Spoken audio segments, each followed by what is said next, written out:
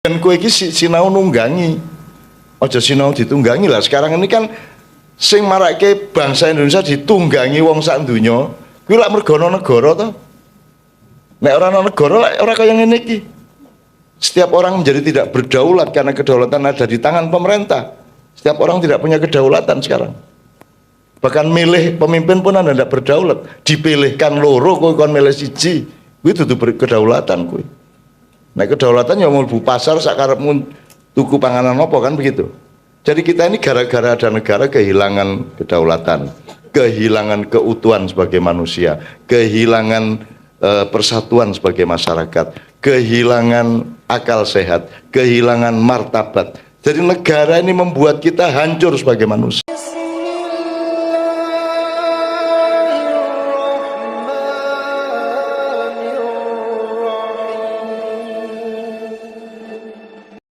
Ini butuh perubahan konstitusi enggak? Gitu. Kalau mau kafah ya. Ini revolusinya hanya cukup revolusi mental dalam diri pelaku-pelakunya, ataukah butuh atmosfer baru, butuh konstitusi baru? Kalau kita yang sudah tahu di Maiyah kan, iki sistem negara iki butuh didandani pora. Apa terus kaya ngene iki presidensial, setengah-setengah kaya ngene iki? Ataukah kita mulai berpikir untuk merumuskan kembali kontinuasi dari zaman-zaman yang lalu? Jadi kita batalkan dulu republik ini, kemudian kita teruskan dengan bentuk baru yang tidak terikat pada bentuk-bentuk negara yang atau komunitas yang ada di dunia misalnya. Jadi pertanyaannya sebenarnya sangat pragmatis. Tetapi di luar itu yang juga saya mau tanyakan sama Sabrang, janjane uripmu, uripku, uripe wong-wong iki jane simpel to. Sing penting apa to, sing wajib ki apa to? Kowe ilahi rojiun lulus minggu kita, minggu kita. Ono banjir ya monggo, ono lesus monggo, ono tsunami monggo, ono negara apa ora ono negara monggo, sing penting kowe kan sing ditakoki mung kelakuanmu piye. Kan begitu kan Mas. Hidup itu cuma itu kok. Kowe karo bojomu piye, karo anakmu piye, karo tanggamu piye, mung kuwi wae. Perkara kene mungkin melarat, kadang-kadang kangelan bayar sekolah, itu cuman itu romantika, dialektika kehidupan biasa gitu.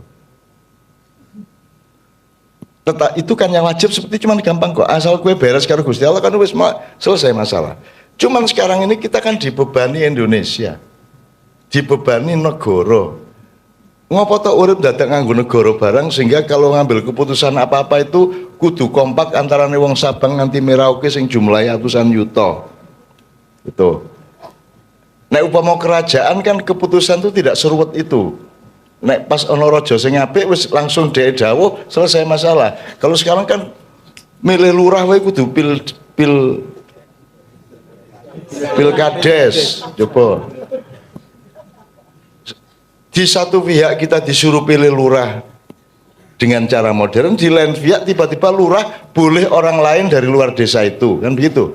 Jadi kita itu sebenarnya melakukan apa? Iki sing gara-gara negara itu dadi repot kabeh. Nah, sekarang boleh enggak Anda habis waktu Anda, habis energi Anda, hati dan pikiran Anda mikirin negara?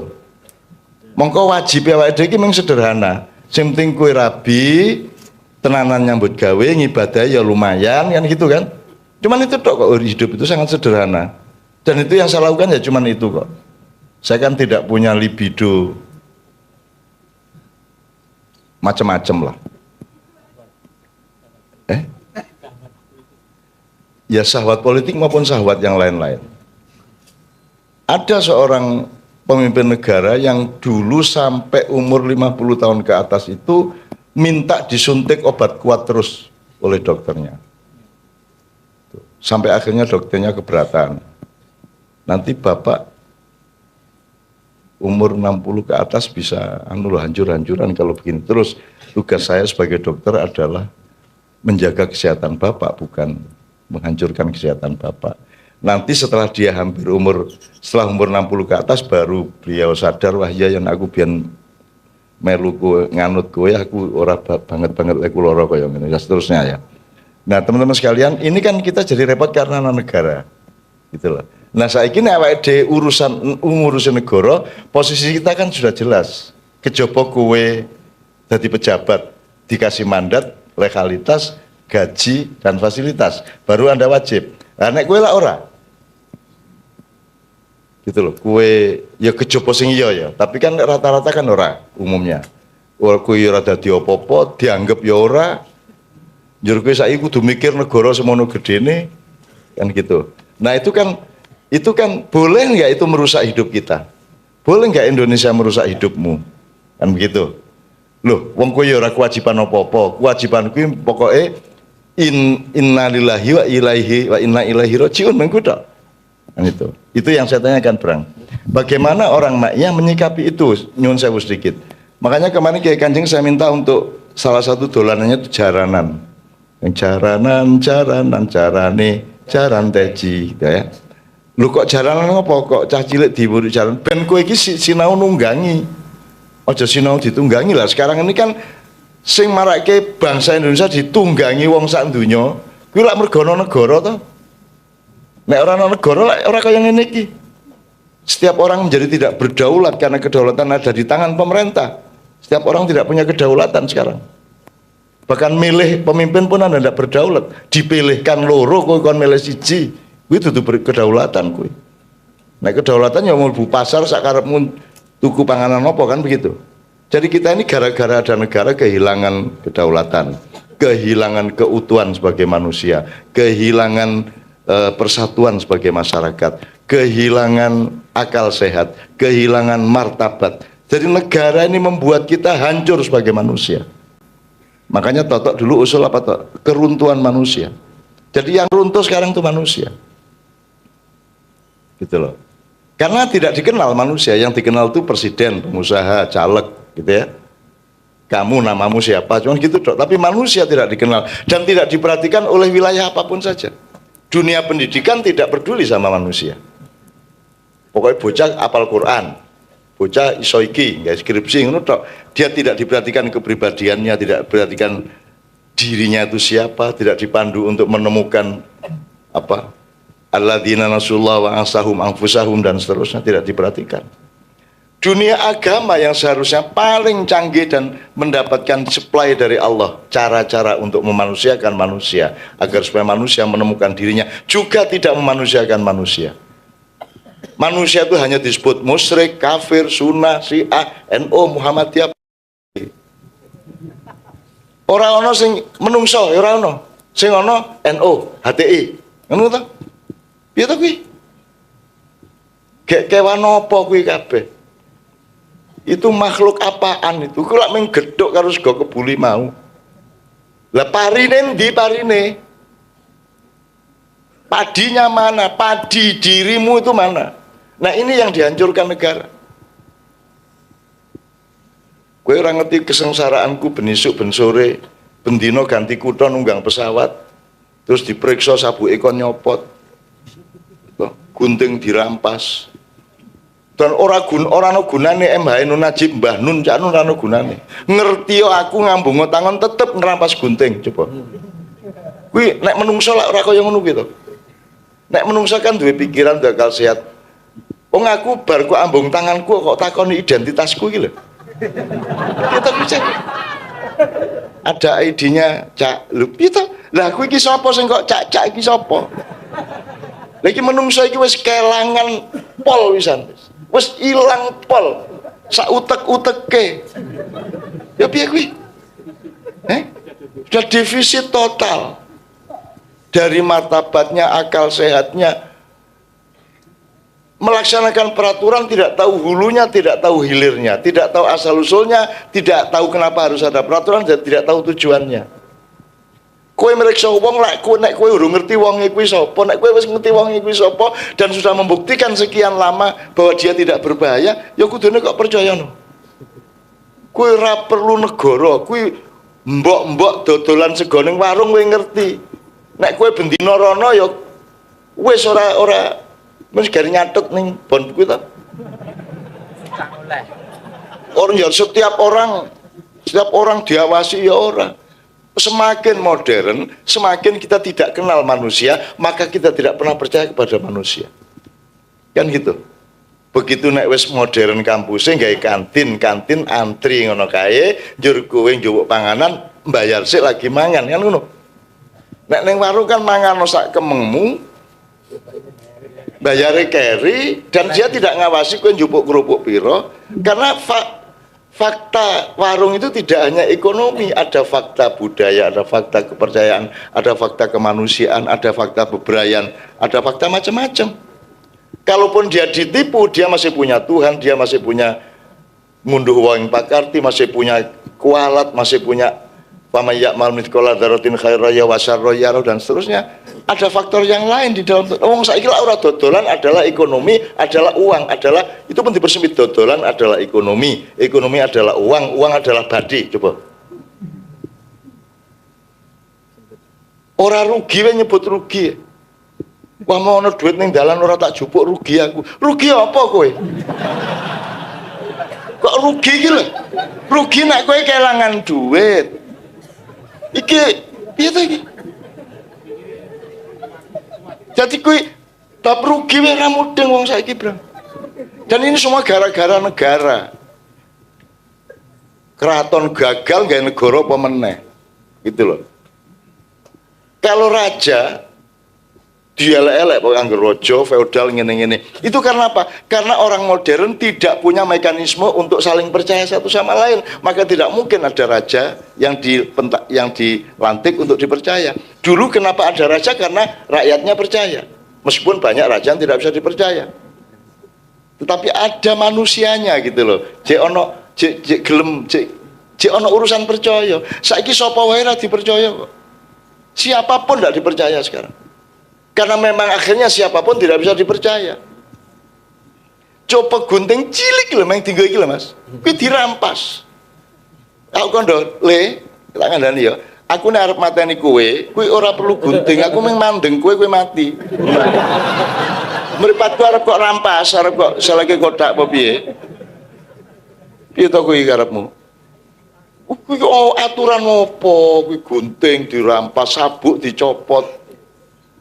Ya untung saya adalah orang yang sangat sabar, orang yang sangat ngalah, orang yang sangat menampung. Tapi kan tidak seluruh waktu, ada saat-saat aku mau ono gunting pancen rasa diperiksa tak gawa, rasa macam-macam tak tinggal.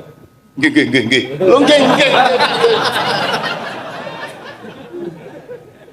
ini semua gara-gara negara. Nah teman-teman sekalian, kamu jangan disiksa oleh negara. Ini bukan negara, bikin negara tapi ora dadi negara toh. Mosok ngene iki negara. Mosok kowe kudu duwe KTP. Sing butuh KTP dudu kowe. Sing butuh KTP ki wong sing kudu nglayani kowe ben ngerti sing tak layani sapa wae, bukan yang dilayani. Wedhus kok kayak iki wedhus 3, 4, 5, wedhus ora butuh. Sing butuh ki sing ngangon, gitu ya.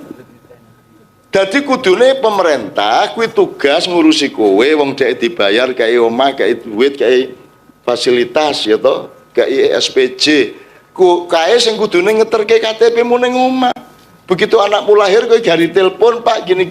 Oke, namanya siapa? Langsung dibikinin akte, dikasih subsidi, dikasih KTP, dikasih ke rumahnya, diantar. Lah kok rakyat bayar malah dikongkon antri gitu. Sing dibayar sopo, sing bayar sopo, gitu loh. Dan ini tidak ada yang berani bantah. Dan saya juga sering tidak bantah saking sabarnya. Nek pas orang sabar tak cekel, antri. Mbok arep jasan nganggo tas ecolak, pokoknya ora antri. Hei, antri. Nah, terus wong-wong bandara kan ketemu Mbak Fia Siswi. Cak Nun tuh serius ya. Maksudnya gimana? Cak Nun tuh kalau disiplin bener loh. Iya. Gak antri kadang dicolek, kadang diselus, kadang nek pas bermakian jam 3 terus jam 4 ini bandara njur kon sabar. Saya kira Allah tidak menciptakan kesabaran untuk seperti itu.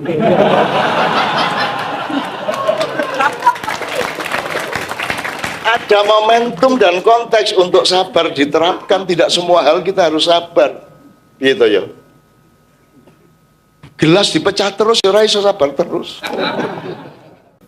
Gitu ya teman sekalian, itu maksud saya Brang. Saya tanya sama Sabrang, jadi bagaimana teman-teman makyah ini? Anda harus beres dulu ya dirimu dengan Allah, beres dulu karo Kanjeng Nabi, karo uripmu, keluargamu beres sik.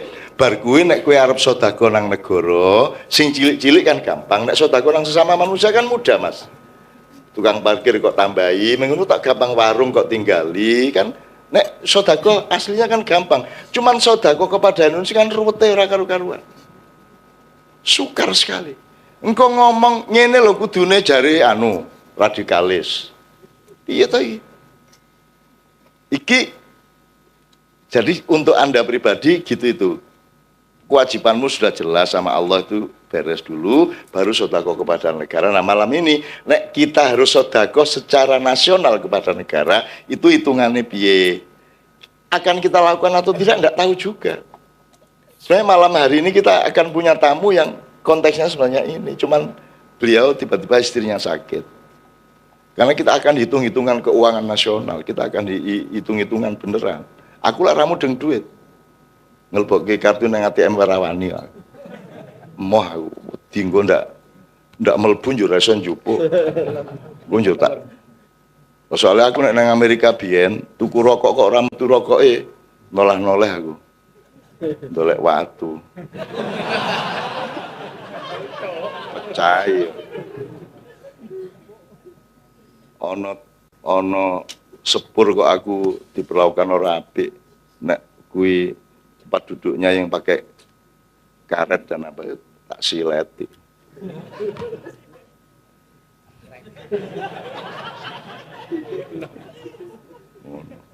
Taksi barang nek arep ngapusi tak kena ngono tenan piye. Aku biyen was.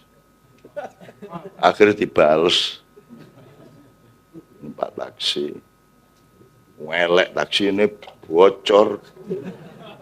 Joke klebus banyu, ora ana bempere, ora ana pire. Gladak.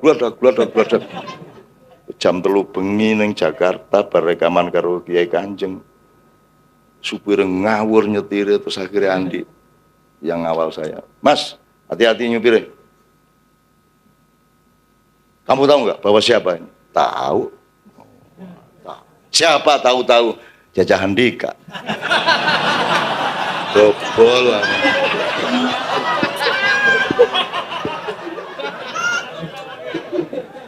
Aku seneng tenan wong. Wah, seneng wong jan pengetahuan top tenan. Aku Jajah Handika loh. Tapi kan supir taksi nggak bisa dong kita tuntut untuk tahu persis ini siapa. Wong saya diundang ceramah di Jerman. Gambarnya gede, selamat datang Bapak Emmanuel Najib di Jerman, di Berlin. Lah, cetok gambare kaya ngono kae. Terus aku teko karo Mbak Via. Terus panitianya, monggo Mas Bimbo ngono. Iya coba. Iya coba. Terus arep diapake menungso kaya ngene. Makanya saya itu mohon sama Allah, ya Allah, mbok sudah bikin hibrida baru. Kan dulu Homo erectus gagal, Homo apa gagal. Sekarang ini Homo sapien, ketok ya ora jelas iki mbok gawe sing anyar. Ning kula daftarke Cahmaya.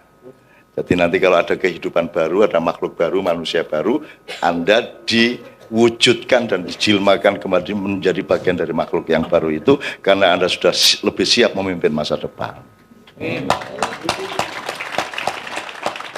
Ini syirik ini. Ngono kok. Syirik ya kayak kewan nopo syirik. Ngene syirik, ngono syirik. Nyekel keris syirik. Sembarang kok syirik saiki ya Allah. Padahal orang itu saya jelas MH tidak di MH-kan. Apa enggak syirik itu? Dijajah handikakan coba. Musyrik besar. Saya ke daerahnya TGB sama Mbak Via, ke Mataram. Ibu-ibu lirik-lirik, ngobrol-ngobrol, luting-luting, ini. Begitu pesawat turun, semua berdiri, Mbak Via didekatin. Ibu itu suaminya ya? Iya Bu. Kenapa Bu? Bos Mulyadi ya.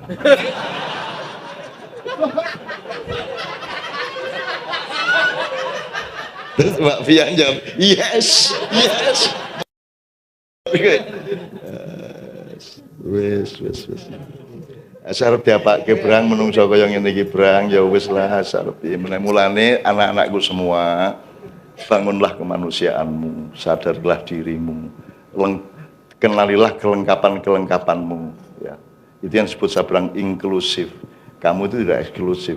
Atas dirimu sendiri ya inklusif, atas dunia dan makhluk-makhluknya juga inklusif. Bahasa Arabnya kafah lah.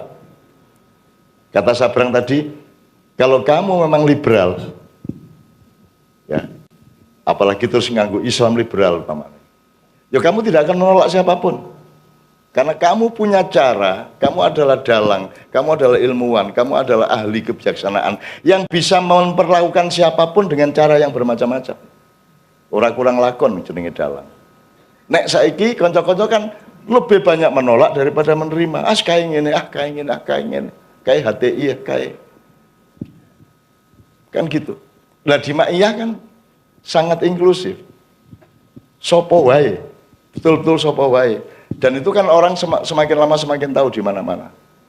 Itu teman-teman sekalian. Arab tatoan, Arab gimbal. Di Surabaya itu kan kalau pengamanan Kiai Kanjeng kan gimbal kabeh kuwi. Itu kan piye kuwi kok pasukane Cak Nun gimbal tatoan kaya ngono kuwi. Apa lanang-lanang kon jilbaban nang ngono ya wis. Ayo wis gimbal ya ben gimbal ae. Dulu kan pernah ada tari irian di sini ya. Yang menganggo ya ora koteka banget yang pokoknya ya orang nganggo kathok ngono kae lho ya, orang nganggo. Kan di sini ada gambarnya itu. Di sini kan dan bagus banget. Dan ada teman-teman yang piye Cak pengajian kok ono tari koyo ngono. Lah kon tari piye? Kon tari piye? Apa wong Irian Jaya kok tukoke gamis-gamis ngono? Iya karepmu piye? Ayo ngono kuwi. Kewajibanmu adalah menerima orang seperti itu, kemudian mempergaulkan kebaikanmu, membawa Islammu melalui perilaku yang baik, dan jangan pakai kata Islam, tapi cukup menunjukkan dan memperlakukan dia dengan sebaik-baiknya. Siapa tahu Allah memberinya hidayah. Sebab kamu tidak bisa mengislamkan orang. Yang bisa mengislamkan orang adalah Allah Subhanahu Wa Taala. Ojo njuruhani saya berhasil mengislamkan gitu. Ora ono. Tidak ada orang di Islam, hanya ada orang mengislamkan dirinya sendiri karena petunjuk Allah. Makanya tidak ada orang disahadatkan, ya tidak ada orang bersahadat sendiri, ngawur ae. Mosok aku makili gue syahadat, susu nek gue maling, aku mau melu tanggung jawab. Ya gue syahadat dhewe, kafir dhewe kan begitu dalam Islam. Begitu mandiri, begitu demokratis, begitu otentik Islam itu. Kan begitu sekalian ya. Berang kira-kira piye iki? Jamaah kudu piye nang negara. Meskipun tidak harus nek ora ya ora apa-apa, sing penting kowe uripmu beres. Dengan Allah, Rasulullah jangan punya masalah dengan siapapun saja. Oke, mungkin saya merespon tentang pertama urusan duit piro kuwi mau. Prinsip pertama, duit berapa saja tidak akan bisa membereskan Indonesia. Piro wae duit sak dekro. Total utang dunia itu nek ra salah 700 triliun US dollar apa piro ngono. 700 triliunan total utangnya. Kowe kan yo ndagel utang karo sapa? Wong aku utang karo kowe utang karo kowe utang karo kae karo iki totale sak ono kuwi lho. Jadi mau duit gini, nek kalau duit menjawab bisa membuat society, Kanjeng Nabi dulu ketika ditawari gunung emas pasti mau. Kanjeng Nabi ditawari gunung emas enggak mau. Duit bukanlah jalan untuk membereskan, tapi dia salah satu sarana untuk ikut membereskan. Jadi bensinnya sepiro akeh, nek mesinnya bobrok, tetap ora bakal mlaku. Nek duit nganggo dandani dhisik mesine, lagi diisi bensin, njuk di starter, engko kayak sing bocor-bocor dandani meneh, sing ra beres, engko nek wis mlaku ketok ndi sing ra beres, tambah jalan ketahuan mana yang nggak beres, sedikit demi sedikit diberesin. Nek duit blek Indonesia utangnya bayar kabeh apa beres? Ora juga. Jangan lupa Anda lihat, coba sejarah, lihat Malaysia dan lihat Arab Saudi, di mana ketika lulus SMA kayak subsidi DIT, lulus kuliah kayak DIT, negara ngek DIT akhirnya karuan go wong-wongane. Lihat output hasilnya seperti apa. Bahkan Mahathir sendiri menyesal dengan keputusan itu. goleki kalimate, ono kalimate. Memberi duit bukan berarti sesuatu yang selalu baik kalau dia tidak membangun mesin dalam manusianya. Yang penting mesinnya bergerak kok. Bukan apa sebenarnya duitnya sepiro kok. Tapi nek rano duit ya ora ono bensin saapi-apike apa sebenarnya mesin nek rano bensinnya ya ora mlaku. Jadi tetap sinambung butuh. Tapi jawabannya bukan hanya pada jumlah duit berapa. Tapi piye penggunaan duit tersebut. Luwih parah Jepang. Nah dari hitung-hitungan itu loh. Tapi butuh pembahasan dari dunia ekonomi yang rada jero untuk itu. Jadi utang dan segala macam mungkin gue beres-beres dewe kalau mesinnya memang sudah berjalan dengan baik. Dan kalau saya sendiri pribadi urusan negara, kerajaan itu kan saya melihatnya hipotesis. Itu kan perkembangan peradaban manusia mencoba mencari bentuknya, mencari bentuk bagaimana untuk menata komunitasnya. Kemudian kerajaan, terus kemudian jajal demokrasi karena teknologinya cukup ketika ono mesin cetak, jadi informasi gampang tersebar, terus demokrasi mulai tersebar. Demokrasi ada baiknya juga dibandingkan kerajaan. Salah satunya perpindahan kekuasaan dalam demokrasi itu tidak menghasilkan pertumpahan darah. Itu yang beda karo kerajaan. Kerajaan ganti rojo ada pertumpahan darah. Efeknya gimana? Kalau ada pertumpahan darah ganti rojo, riset sekon nol meneh ki sejarah. Nol meneh. Memang demokrasi adalah jenis pemerintahan yang tidak efektif. Opo-opo rembuk. Keputusan nek rojo kan kari 10 menit diputuske beres. Nah demokrasi rembuk, suwe 10 tahun lagi rampung masalahnya wis liwat. Iki dadi nek misalnya demokrasi bojomu apa jenenge arep nglairke kowe demokrasi rembuk. Iki kudu disesar apa ora iki? Wah, demokrasi berdebat wis salah mencotot iki. Selama digetak satpam metu, kaget wah metu satpam. Nah, apa namanya? Memang ada kelebihan dan kekurangannya. Tapi ada satu hal yang kita dari ambil demokrasi, dari sudut pandang kedamaian kita ambil ya, bahwa perpindahan kekuasaan tidak menghasilkan pertumpahan darah, walaupun keributannya masih terjadi. Tapi ada satu hal dari keuntungan demokrasi yang apa namanya yang tidak kita ambil. Gini, kalau kerajaan pergantian kekuasaan menghasilkan pertumpahan darah dan pertumbuhannya tidak kontinu. Karena rencana raja berikutnya pasti memotong raja yang kemarin. Betul enggak? Wes ganti program sama sekali, mulai sekon nol. Demokrasi seharusnya, ya ngono, ingin punya rencana besar, rencana 10 tahun seperti apa, rencana 15 tahun seperti apa, itu pergantian kekuasaan, rencana yang baik diteruskan, kudune ngono. Orang malah ngeklaim prestasi. Nah itu menurut saya salah satu demokrasi yang belum baik di Indonesia adalah kontinuasi tersebut. Karena ganti kurikulum wis ping pira wae. Contohnya, belum tentang planning-planning yang lain. Ini saya kasih contoh yang saya dengar ya, ceritanya begini. Misalnya kita nggak bisa swasembada pangan gitu. Angel banget yang jenis swasembada pangan. Di Cina sekarang sudah swasembada pangan. Kita produksi beras misalnya itu sehektar sekitar 4, 5, 6 ton lah ya. Di Cina sekarang sudah 15 ton. Satu hektar itu. Bagaimana? Mereka punya rencana panjang. Mereka 10 sampai 15 tahun itu merencanakan itu. Bagaimana caranya Bulognya bayari harga mahal. Harganya harga ekspor ke negara C. Jadi kan nek menghasilkan produk ekspor negara A gitu ya sing larang-larang Eropa, Amerika dan seterusnya ke negara B, negara C itu ke Indonesia dan seterusnya. Jadi petani hasilnya berapa sama mereka dibeli sama Bulog dengan harga ekspor negara C. Setelah itu dilempar ke masyarakat dengan harga rendah. Jadi tombok gitu. Memang rugi awalnya. Tapi efeknya petani jadi punya duit yang lebih. Karena dia tidak bisa mengembangkan lahan, dia bisanya intensifikasi. Dia mengambil sarjana pertanian dibayar mahal karena dia punya duit. Tapi piye carane pokoknya lemahku sehektar produksinya meningkat. Tahun berikutnya naik 6, naik lagi 7, naik lagi 8. Butuh 10 sampai 15 tahun sampai sekarang ini sekitar 13-14an ton. Itu luar biasa banyak sudah swasembada. Nah itu program 15 tahun, nah Indonesia mungkin terjadi. Ngopo? Maksimal presiden neng 10 tahun, nek rong periode. Nek aku duwe program 15 tahun, aku sing duwe prestasi presiden berikutnya. Jadi kita tidak punya planning rencana jangka panjang, setahu saya.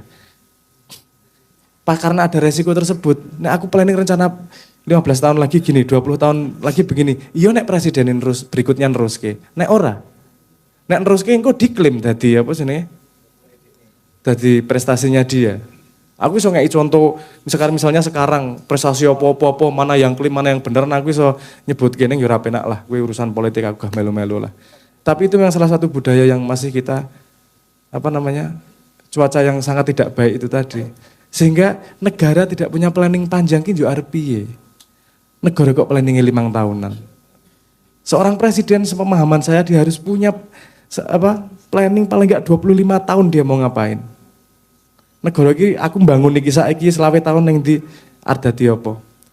Jepang mau program Piala Dunia 20 tahun loh programnya. 20 tahun kas aku juara dunia. 20 tahun programnya. Kita 5 tahun ganti menteri, aku sing bangun, aku sing ngetok prestasi kan malah ngono nggo. Nah karena cuacanya memang tidak mendukung untuk seperti itu, bisa kita punya solusinya, tapi nanti kita cicil sedikit demi sedikit. Nah apa yang Mak Yah bisa lakukan? Menurut orang-orang Mak Yah, menurut saya basicnya dulu lah.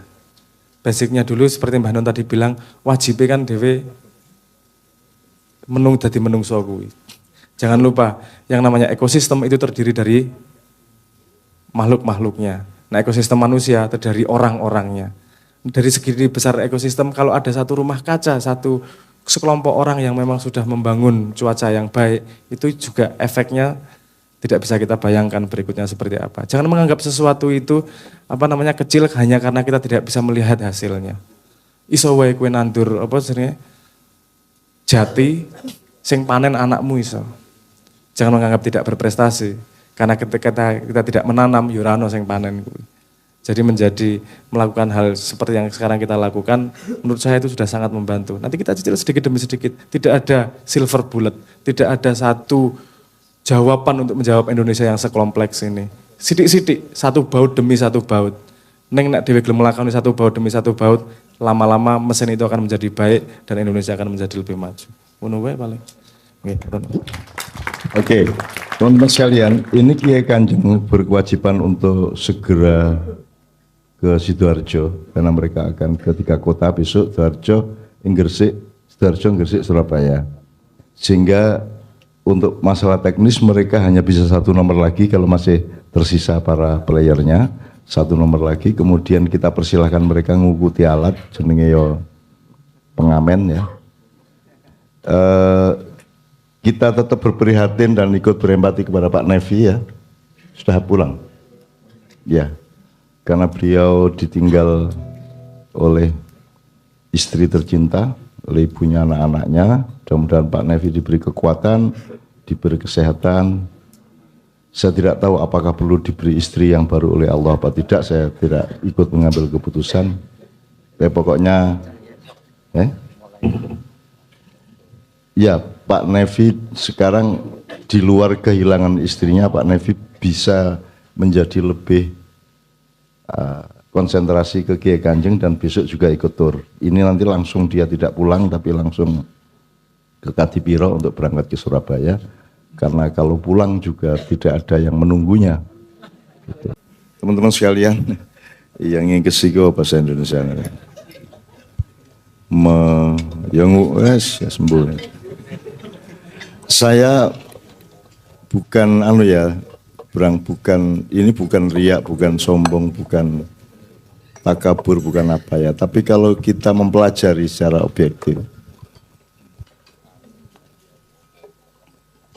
Mak Yah ini sebagai konstruksi berpikir, sebagai cara pandang hidup, sebagai sebagai pengambilan jarak terhadap nilai-nilai dan sebagainya, itu sebenarnya sedang membengkak menjadi jawaban tidak nasional, itu jawaban kemanusiaan, jawaban peradaban yang skalanya seluruh dunia. Dan ini bukan fenomenologi dekade, ini fenomenologi kurun. Ini menjawab begitu banyak hal yang sifatnya langkahnya tuh langkah abad. Jadi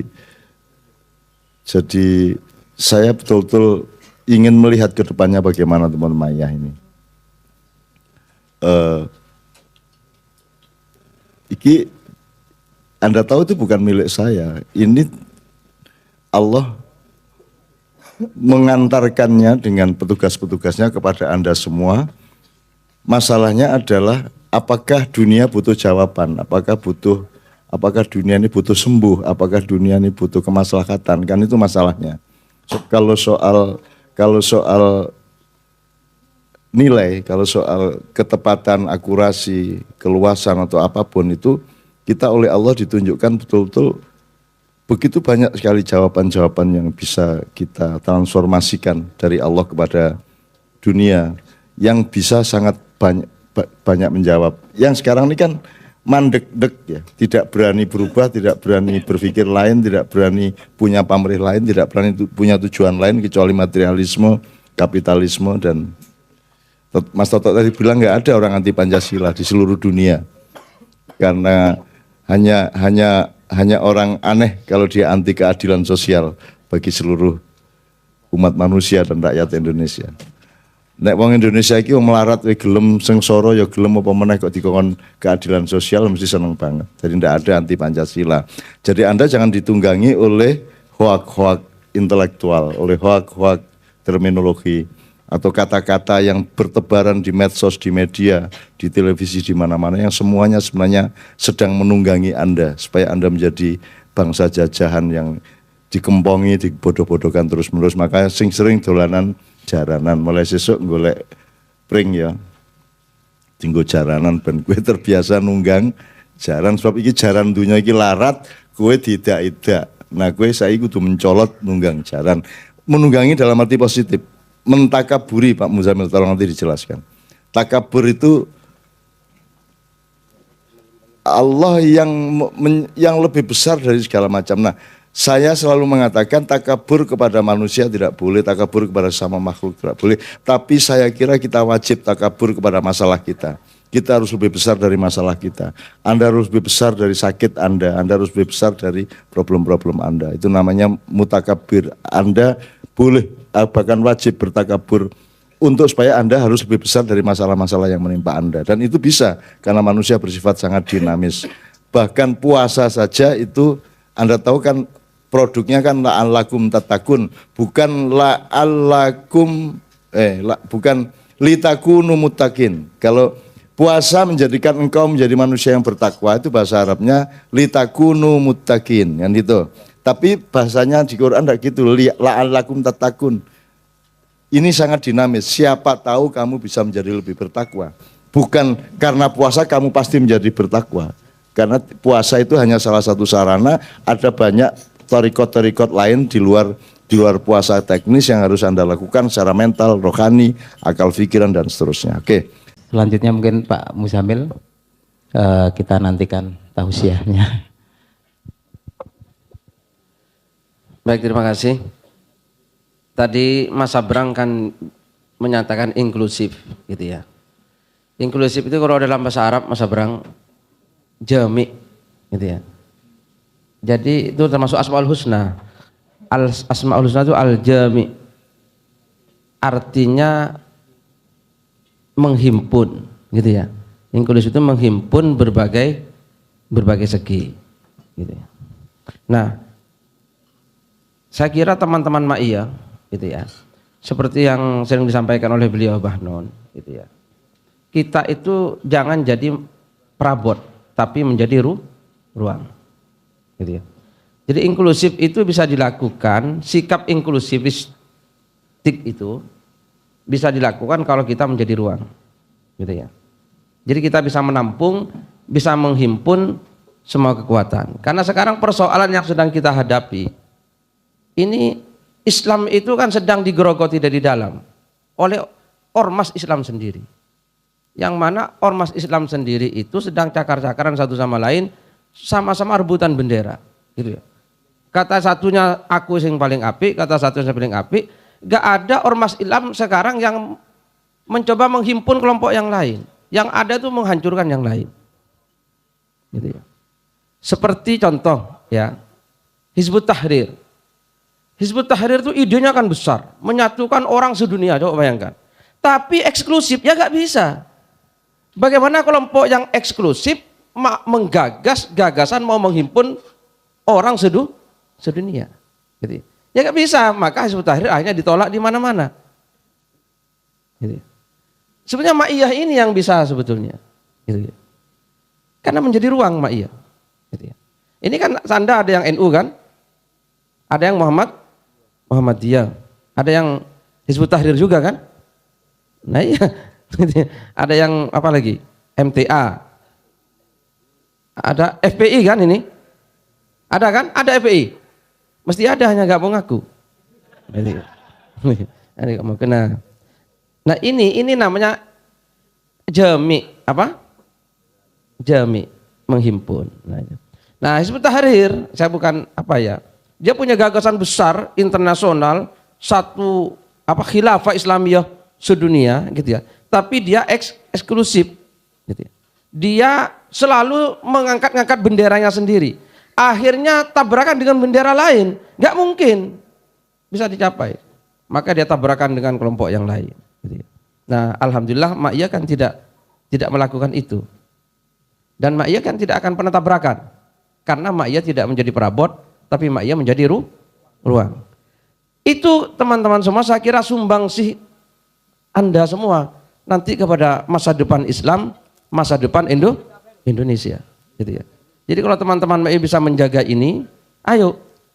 Ini sekarang sedang apa ya? Kelompok-kelompok itu sedang tabrakan satu sama lain. Coba baca medsos itu. Ya Allah. Saya sebagai orang yang betul-betul NU, gitu ya. Loh betul. Saya sendiri ngeri melihat teman-teman NU yang terlalu anti kepada orang yang di luar NU. Gampang tersinggung, gitu ya. Gampang apa itu ya? Pokoknya dikritik sedikit seakan-akan apa? Seperti apa itu? Seperti seng itu loh, seng kepanasan itu loh. Tahu seng kepanasan? Disenggol sedikit, ronang gitu ya. Suaranya nyaring sekali gitu ya. Nah ini kan ini ada apa kok seperti ini? Gitu ya. Nah, saya kira sekarang yang diperlukan, ayo masing-masing jadi ruang. Teman-teman yang di sini NU, yang Muhammadiyah, kan ada semua kan FPI ada semua. Ayo mencoba teman-teman menjadi pribadi-pribadi yang eksklusif. Bangun apa lingkungan Anda menjadi lingkungan yang inklusif, yang al-jami ya, menghimpun, bukan mani. Nah, itu ya. Gitu ya. Jadi al-jami itu lawannya al-mani. Kalau al-mani itu selalu menolak, gitu ya. Pokoknya bukan aku ditolak. Gitu ya. Jadi kalau saya NU, pokoknya bukan NU, saya tolak. Gitu ya. Karena Mustafa Muhammadiyah, pokoknya bukan Muhammadiyah, ditolak. Nah itu. Nah ini al-mani namanya. Jadi selalu menolak. Gitu ya. Nah ini yang kita rasakan sekarang ini. Dan ini ya, sebetulnya memang sudah lama. Gitu ya. Ini sejak beberapa tahun yang lalu, saya memang pernah ngobrol sama Pak Hasyim Muzadi, yang Pak Hasyim Muzadi waktu itu jadi One Team Press kan. Pak Hasyim Muzadi pernah bilang sama saya, Mil, apa Kiai? Sekarang sudah darurat Islam, gitu. Dan darurat Indonesia, itu kata Pak Hasyim. Nah, teman-teman semua, sekarang seperti rahmatan lil alamin. Gitu ya. Rahmatan lil alamin itu sekarang kan terus diacung-acungkan menjadi sebuah kelompok, gitu ya. Rahmatan lil alamin itu mestinya, gitu ya, menjadi sikap kita, perilaku kita. Rahmat itu apa? Rahmat itu apa? Rahmat. Rahmat itu sebuah rasa yang ada, yang kita itu tidak tega Kalau ada orang lain menderita, itu rahmat namanya. Jadi kalau sampean dalam hatinya ada rasa, kalau ada orang lapar sampean nggak tega, ada orang susah nggak tega, ada orang sedih nggak tega, ada orang punya masalah nggak tega, pokoknya ingin ikut mengatasi. Bahkan kalau perlu ketimbang awak mau sing rekoso, awak kuai. Itu namanya rahmat. Gitu loh ya. Itu rahmat. Jadi rahmatan lil alamin itu ya seperti itu kepada semua orang. Bukan kok rahmatan lil alamin diacung-acungkan menjadi sebuah kubu terus malah menebar kebencian. Iku tutu Islam rahmatan lil alamin. Piye karepe?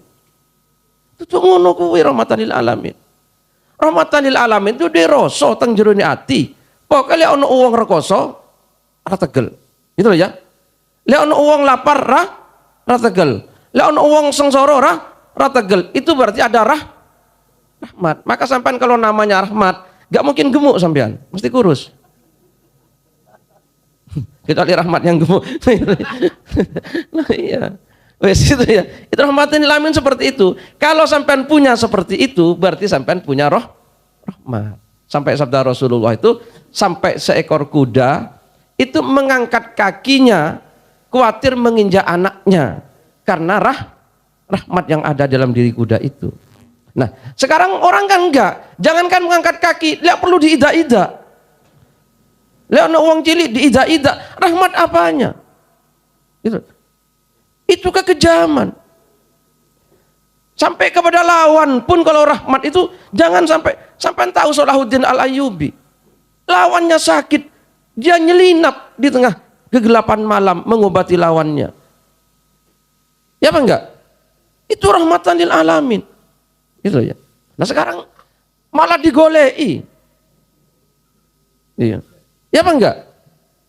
Nantang-nantang. Kok rahmatan lil alamin nantang? Ya rahmatan lil alamin apa?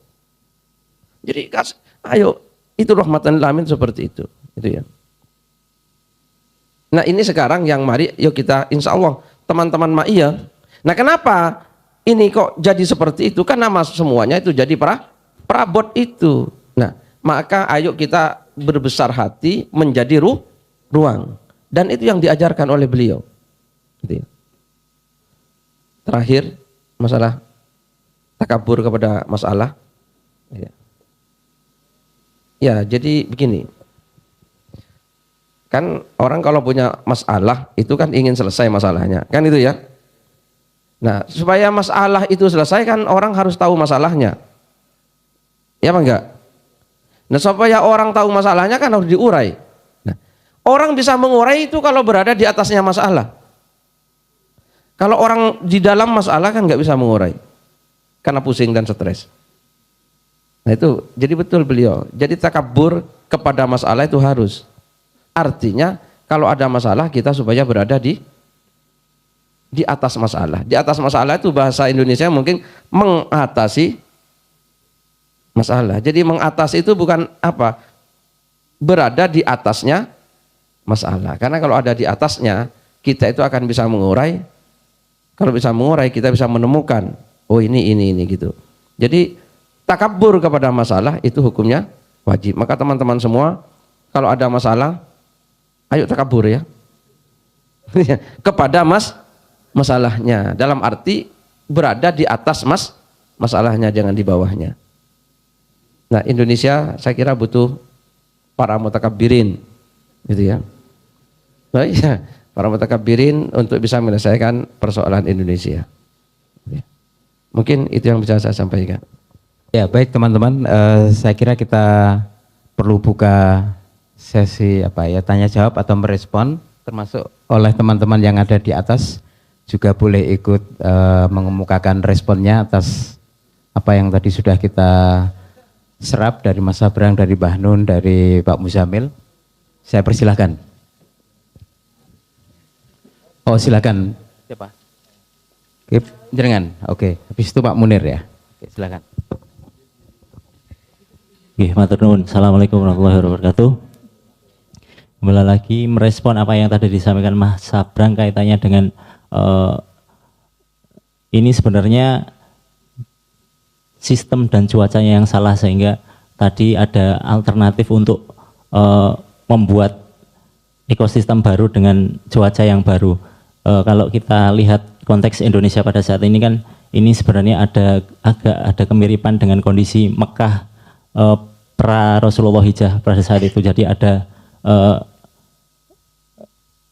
kepemimpinan dari kata khilafah itu kemudian banyak dipakai istilahnya adalah siasah yang orientasinya pada kekuasaan pada saat itu. Jadi masyarakat Mekah yang awalnya sudah di sana terbangun permufakatan kultural, akhirnya kalah juga terhadap hegemoni kekuatan kapital dari Abu Sofyan pada saat itu. Nah, kemudian Rasulullah memutuskan untuk berhijrah. Kalau tidak salah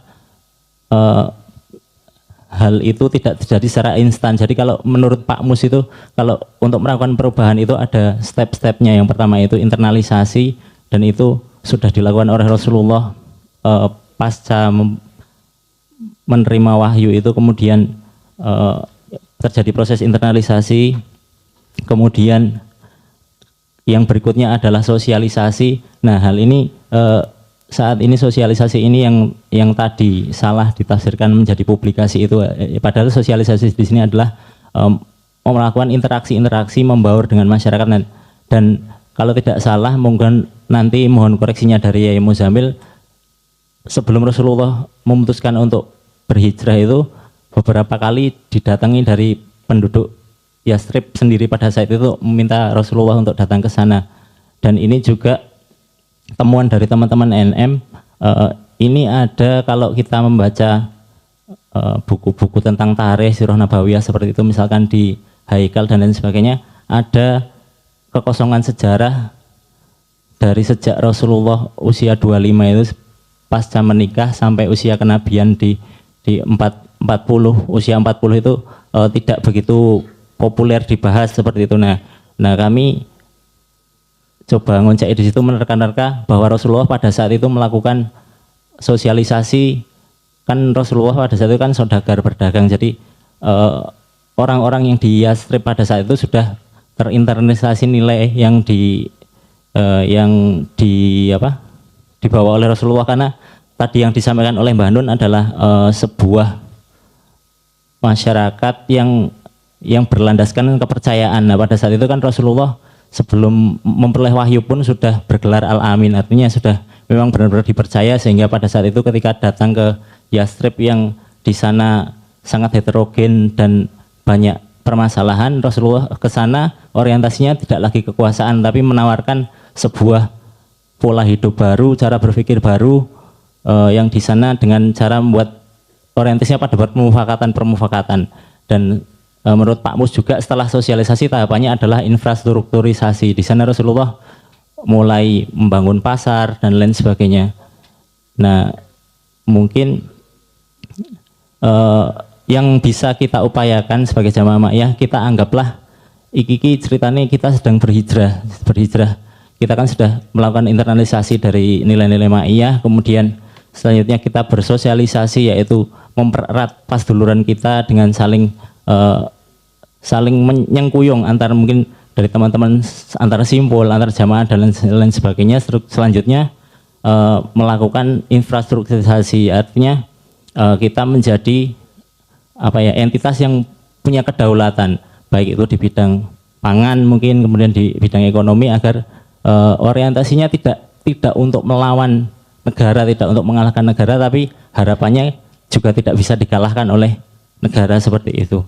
Itu temuan dari teman-teman NM. Dan sebenarnya kemarin juga ada beberapa kita mengkaji istilah-istilah yang terkait dengan urip bebrayan itu. Jadi ada istilah, mungkin nanti Pak Muzamil bisa membantu kaitannya dengan negara itu kan. Kalau di Al-Quran disebutkan ada Korea, kemudian bilat itu Pak, limitasinya seperti apa. Terus yang jelas sepertinya kami menemukan ketidaksesuaian antara negara yang dimaksud dalam Al-Quran dengan negara yang dipahami oleh masyarakat pada saat ini.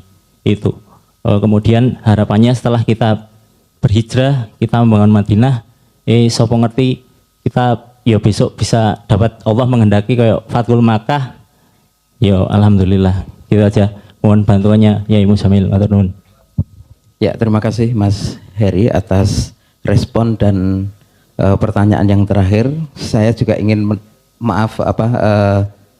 memberikan informasi. Jadi tadi teman-teman NM sudah melakukan penemuan atau pengkajian sejarah di mana Rasulullah pada usia antara 25 sampai 40 itu sudah melakukan sosialisasi, dan bahkan tadi diceritakan sudah didatangi oleh orang-orang Yasrib sebelum hijrah ya. Penelitian yang sama juga dilakukan oleh Yai Tohar. Yai Tohar pernah bercerita bahwa memang sebelum ke Madinah, sebelum hijrah, Rasulullah juga sudah tandur di sana, tandur benih-benih UKM dan lain sebagainya. Artinya ada gap sejarah yang kita terima mengenai hijrah, mengenai sejarah Islam itu yang kita perlu lengkapi. Oleh karena itu kita bersyukur bahwa Syekh Nur Somad Kamba itu memiliki hak khusus untuk menerjemahkan Sirah Nabawi yang diterjemahkan oleh beliau menjadi sejarah otentik, dan di situ kita bisa mempelajari bahwa pemahaman kita mengenai sejarah Islam sejauh ini itu masih banyak bolong-bolongnya, bolong psikologis, bolong dalam tanda petik common sense atau akal sehat kita itu masih belum maksimal, dan saya berharap teman-teman bisa menyelami salah satu buku yang penting itu. Contoh yang paling sederhana yang saya bayangkan gap itu misalnya gini, kalau kita mendengarkan Abu Bakar atau para sahabat itu masuk Islam gitu, bayangan kita itu kan ada sebuah organisasi bernama Islam dalam tanda petik, lalu orang berbondong-bondong daftarin, kan seperti itu tanpa kita sadari, padahal yang berlangsung kan bukan. Yang berlangsung adalah peristiwa di mana Rasulullah itu dengan akhlakul karimahnya, dengan kualitas kemanusiaannya itu mampu mentransformasi orang-orang itu sehingga dia terserap atau tertarik untuk mendalami apa yang disampaikan Rasulullah lebih mendalam. Nah itu contoh sederhana. Itu Mas tambahan dari saya. Pertanyaan yang terakhir tadi mengenai Korea, Bilat dan lain-lain. Hal yang sama juga pernah saya tanyakan ke Syekh Kamba tentang sebenarnya Rasulullah itu sendiri punya enggak bayangan tentang bentuk komunitas yang diharapkan gitu. Kita membayangkan kalau sebagian ilmuwan politik menyebut Madinah itu sebagai negara, itu kan karena bias dia sendiri, dia pinginnya itu negara. Padahal kan belum tentu benar-benar bernama negara kalau kita ukur dengan parameter negara modern dan seterusnya. Saya berharap ini juga menjadi bahan diskusi yang lebih mendalam atau kuliah-kuliah ke depan. Teman-teman NM saya rasa bisa mendorong lebih jauh ke arah itu. Itu saya persilakan selanjutnya Mas Munir ya. Sebelum nanti direspon. Sebentar. Oh ada yang dari sana, siapa tadi? Oh Mas, sini Mas. Ya silakan. Sebut nama dari mana. Assalamualaikum warahmatullahi wabarakatuh. Nama saya Novian Gilang Wijaya dari Gunung Kidul. Saya juga Novian Gilang Wijaya dari Gunung Kidul. Dredeg. Saya juga termasuk jamaah YouTuber dari Cak Nun, dan banyak kata-kata yang dari beliau yang saya terima. Salah satunya itu kalau nggak salah, siapa kamu? Apa kamu itu yakin kalau kamu itu kamu? Wah itu langsung meresap nih. Ya, saya itu wah itu muter-muter terus kata-katanya. Kalau saya perhatikan dalam kehidupan sehari-hari itu, kok teman saya itu gini, kok teman saya itu gitu, kok ada yang sampai rela gini untuk mencari eksistensi gitu loh. Bahkan kalau menurut saya manusia itu dari dalam dirinya itu udah tahu kalau dirinya itu nggak ada. Dari alam bawah sadarnya itu dia itu udah tahu kalau dirinya itu nggak ada, sehingga membutuhkan sesuatu dari luar untuk membuat dirinya eksis. Seperti misalnya beli baju bagus, motor bagus gitu. Menurut saya itu upaya untuk manusia itu tampil wah gitu loh. Agar dia itu ada mengada-adakan dirinya sendiri gitu. Saya ya itu cuma pemikiran saya minta pendapatnya dari Mbah Nun atau mungkin Mas Abrang. Terima kasih. Assalamualaikum warahmatullahi wabarakatuh. Silakan Pak Munir atau siapa dari sebelah kanan? Ada? Yang mana? Yang jenggotan? Oh ya maju Mas. Nanti urano jenggote kok maksudnya. Oh yang belakang. Oke. Perkenalkan, nama saya Muhammad Nur Khotib, asal Lumajang. Pertanyaan saya kayaknya nyambung dari masnya yang tadi. Jadi berangkatnya dari daun-daunnya Mbah Nun sendiri, selama ini soal kemerdekaan, soal meneliti asal-usul kita. Terus saya coba mulai dari misalnya manusia. Oh iya, saya manusia. Terus manusia Jawa. Nah, saat mencari sesuatu yang ada di Jawa ini yang berhubungan dengan diri saya, itu banyak banyak pertanyaan-pertanyaan yang muncul, misalnya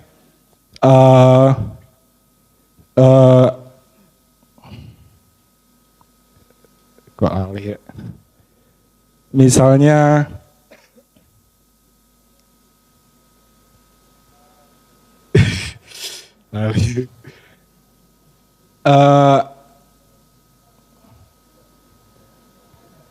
misalnya sebelum Jawa, terus sebelum sampai ke agama jadi manusia dulu, terus agama itu dari banyak referensi, misalnya dikatakan bahwa jalan hidup atau jalan berserah diri gitu. Terus saya banyak menemukan wacana di Jawa, ternyata orang-orang Jawa ya leluhur kita itu banyak yang berserah diri tanpa menggunakan tanpa menggunakan label agama Islam gitu. Maksudnya, nah di situ tabrakan dari diri saya sendiri. Pertanyaannya, waduh, gimana kita caranya mencari diri sendiri itu mulai dari asal usul Jawa sendiri gitu. Terima kasih.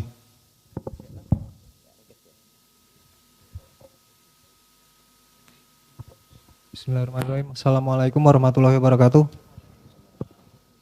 Nami kula Imam saking Jogja. Ini sifatnya mungkin urun rembuk juga. Tadi saya nyambung yang misalnya dari Cak Nun tadi, saya sangat yang men-trigger saya kesini adalah ketika Cak Nun tadi konsep warung yang ada unsur bebrayan dan seterusnya. Terus juga mungkin menyambung Mas Abrang yang kebahagiaan itu salah satu aplikasinya adalah senyum dan seterusnya itu. Saya cenderung selalu menempatkan diri saya lebih kepada ranah sosiokultural ya. Jadi beberapa tahun kemarin saya alhamdulillah sempat dikasih kesempatan oleh Allah untuk interaksi sama orang-orang asing yang orang sekarang menyebutnya belahan dunia barat, orang-orang yang kita sebut sekarang barat itu. Seperti itu.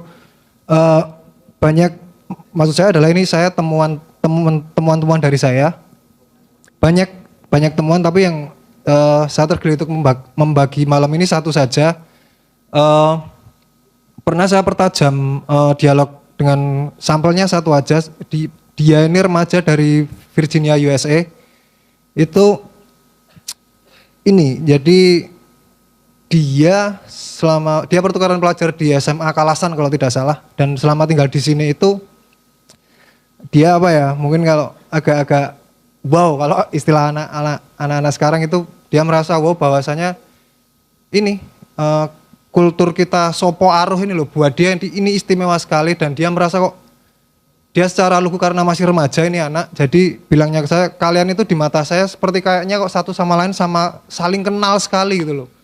Itu kenapa dia merasa itu hal yang luar biasa buat dia, karena dia di Virginia. Mungkin teman-teman di sini juga sudah tahu orang-orang barat itu kultur soparuh seperti kita itu nggak ada. Dan ternyata saya kejar, saya tanya-tanya itu, ya itu efek dari tidak saling sapa itu si anak ini, saya lupa namanya. Ya mereka akhirnya yang timbul adalah siap prasangka, saling menghakimi walaupun masih dalam ranah persepsi, dan puncaknya adalah konflik timbul dengan tidak saling sapa. Awalnya dari situ. Jadi papasan itu ya saling acuh tak acuh itu diteruskan konflik muncul karena dalam ranah persepsi saling menghakimi, saling berprasangka dan seterusnya seperti itu. Saya tutup dengan ini. Jadi maksud saya adalah kita yang tadi disebut dikategorikan kita orang Jawa, kita orang Nusantara, kita ini punya modal, jangan lupa kan. Kita punya modal dari mbah-mbah kita yang sekedar masa berang tadi senyum itu seperti harus sederhana, tapi itu ternyata modal besar yang ya mari kita bersama-sama kita lestarikan itu gitu mungkin. Bukan untuk menjadi modal untuk takabur atau apa, tapi semoga ini membuka kesadaran agar kita tidak lagi menjadi bangsa yang inferior. Mungkin itu saja. Terima kasih. Wassalamualaikum warahmatullahi wabarakatuh. Saya mohon segera bisa direspon oleh Mas Sabrang terlebih dahulu.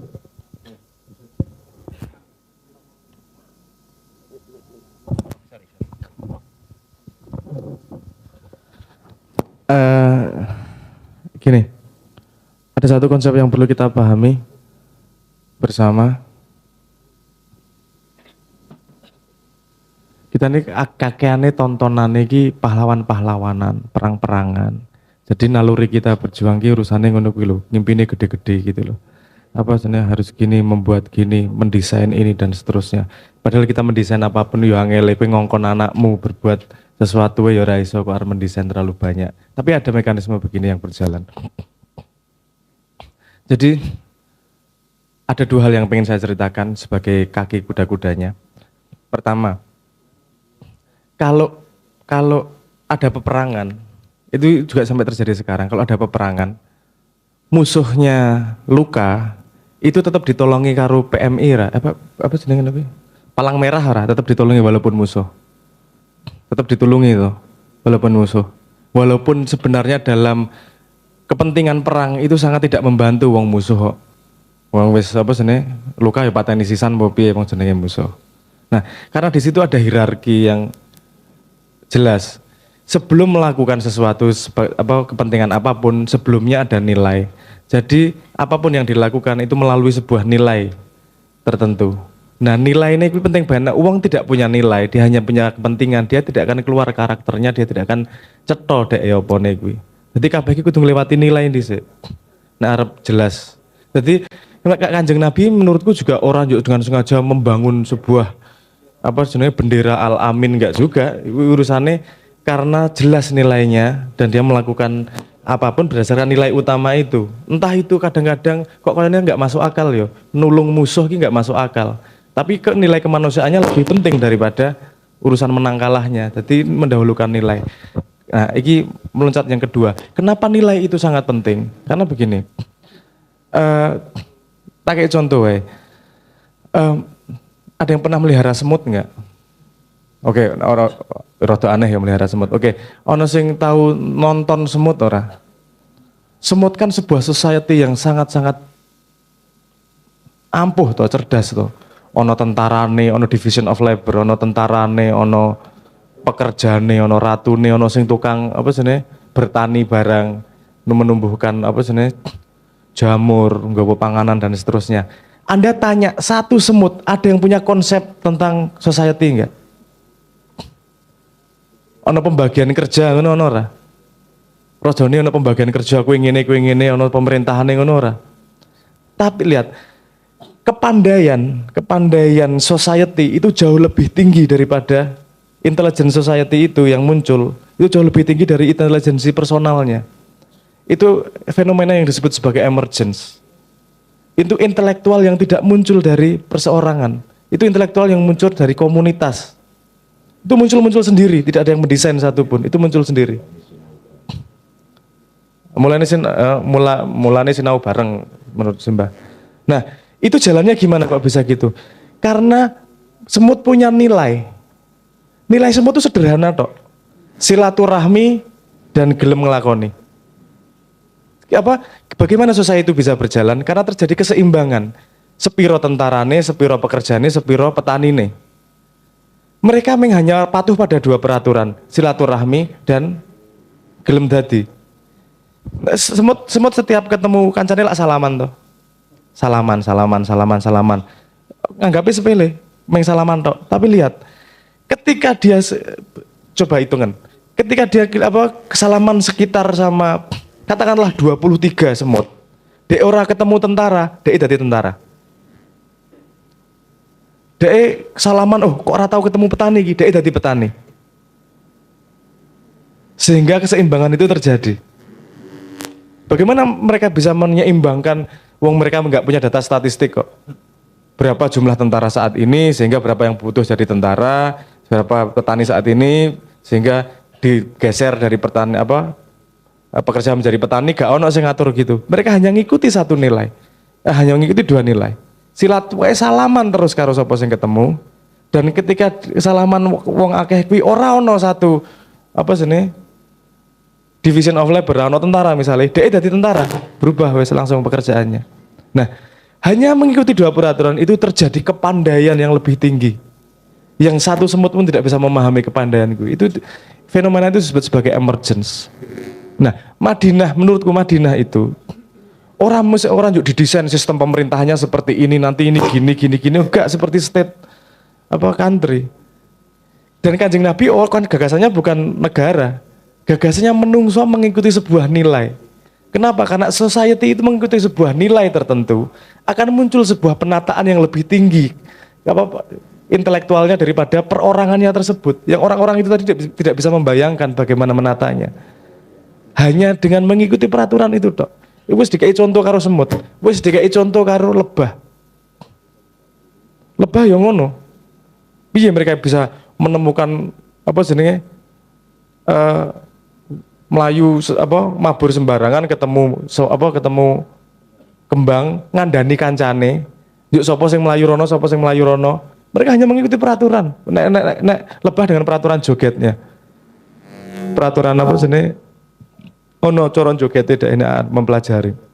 Nah, terjadi society yang tertata, terjadi ekosistem yang tertata, terjadi kerjasama dalam sebuah society, sangat-sangat mudah sebenarnya, tapi itu yang paling disepelekan. Bagaimana society itu mengikuti sebuah peraturan bersama, kabeh konsisten mengikuti peraturan bersama itu yang dipatuhi, maka terjadi society, maka terjadi intelektual yang lebih tinggi daripada intelektual masing-masing makhluk tersebut.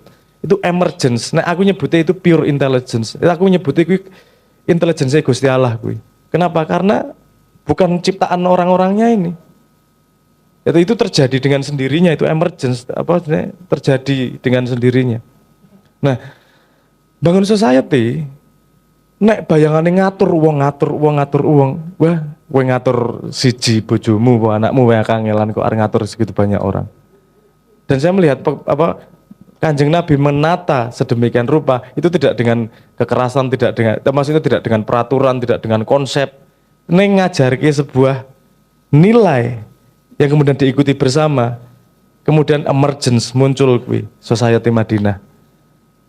Apakah kemudian engko didesain gawe piagam Madinah? Enggak. Karena nilai itu terjadi interaksi, membutuhkan jawaban. Jawabannya gimana? Dari nilai-nilai tersebut dan orang-orang itu tersebut akan membuat jawabannya sendiri-sendiri, yang tidak terbayangkan sebelumnya. Pure intelligence itu, aku nyebutnya kepandaiannya Gusti Allah tenan itu muncul dengan sendirinya, bukan dari satu orang-orang tersebut. Nah, iki yang tidak heroik, ya. Piye berjuangnya di mana kan ngono tadi ya. Berjuangnya kan di dalam perjuangan bersama, persetujuan.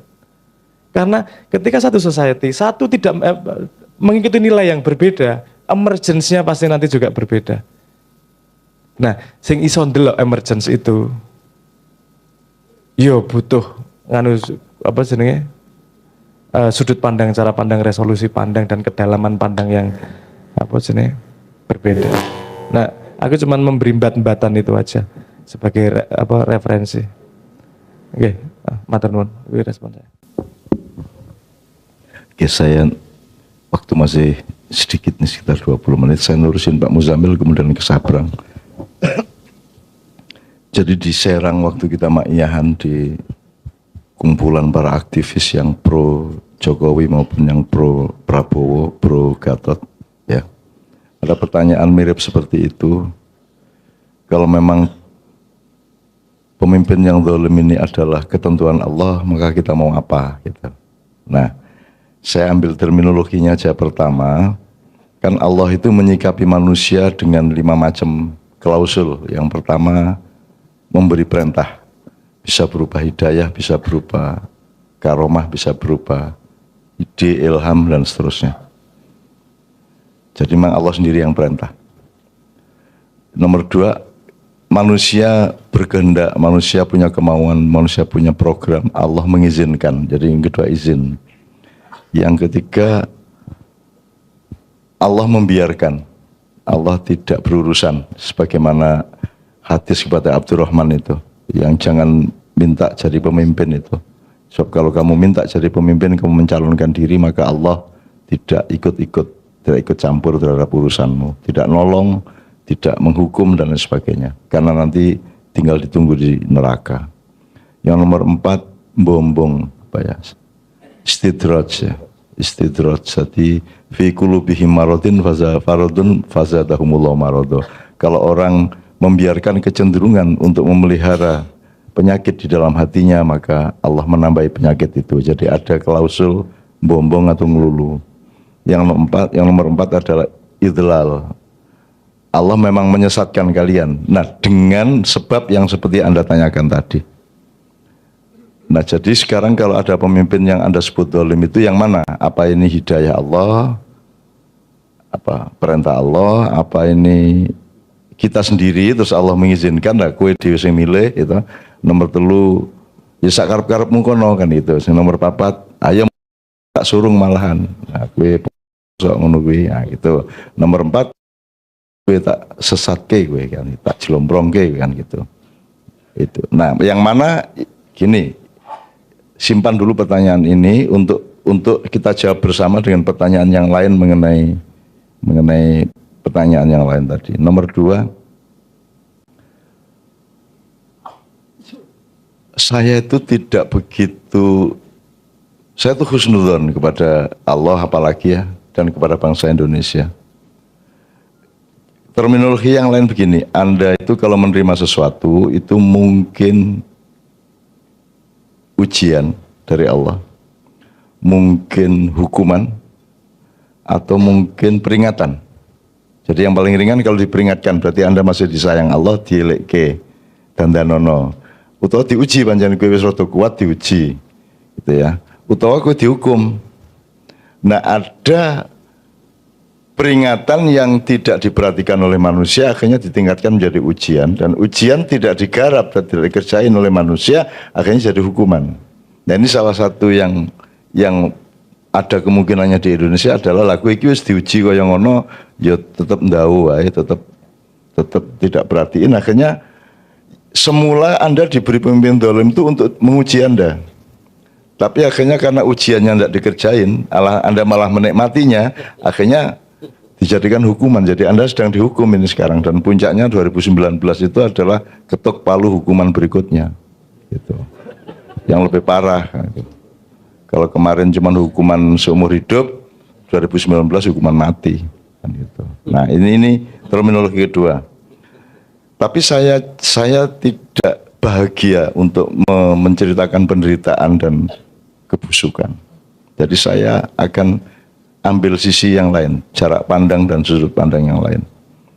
Saya itu sama bangsa Indonesia itu, nek tak delok wong cilik ning desa-desa sejak zaman dulu, tidak hanya zaman sekarang, tidak hanya reformasi, Orba, Orla, kemerdekaan. Sejak dulu sudah saya lihat.